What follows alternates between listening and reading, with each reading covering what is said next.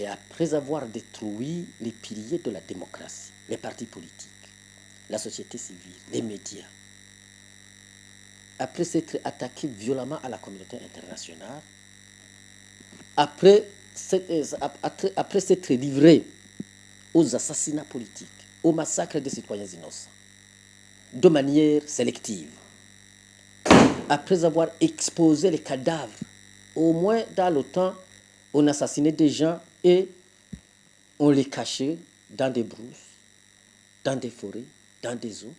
Mais aujourd'hui, on les expose sur la rue, sur les voies publiques. Alors, qu'est-ce qui reste que le déploiement d'une force pour épauler les institutions de facto qui sont là pour épauler la population? Ça me surprendrait que le pouvoir de facto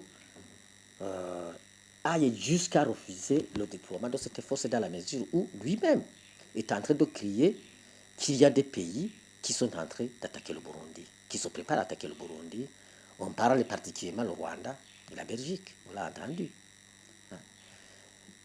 On parle aussi qu'il y a des pays qui sont en train d'entraîner des gens, des jeunes qui viendraient attaquer le Burundi. Alors si l'Union africaine, si la région décide de venir appuyer ces institutions de facto pour que ces attaques cessent, pour que ces entraînements cessent, pour que les citoyens ne meurent plus. Parce que d'après ces pouvoirs, j'ai cru comprendre qu'ils mettent ces assassinats sur le dos de l'opposition. Si c'est l'opposition qui doit être alors à laquelle on doit empêcher de ne pas continuer à se livrer à des assassinats. Si le Burundi lui-même est en train d'envoyer des troupes en Somalie, en Centrafrique, en Côte d'Ivoire, au Soudan, quoi de plus normal qu'en revanche les autres décident de nous aider? Je pense que vous avez mal compris ou vous avez mal interprété.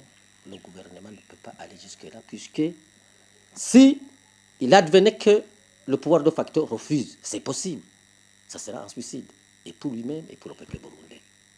Parce que d'autres mécanismes sont prévus dans les chartes ou les conventions de l'ONU et de l'Union africaine, et même de l'East African Community, de telle sorte que si un pays est menacé, et que la menace peut s'étendre aussi dans les pays voisins ou dans la région, ils interviennent sans l'accord de ce pays.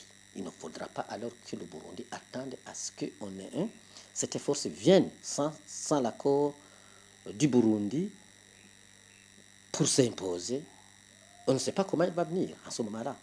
Il faudra qu'elle vienne dans un cadre où on se contrôle mutuellement.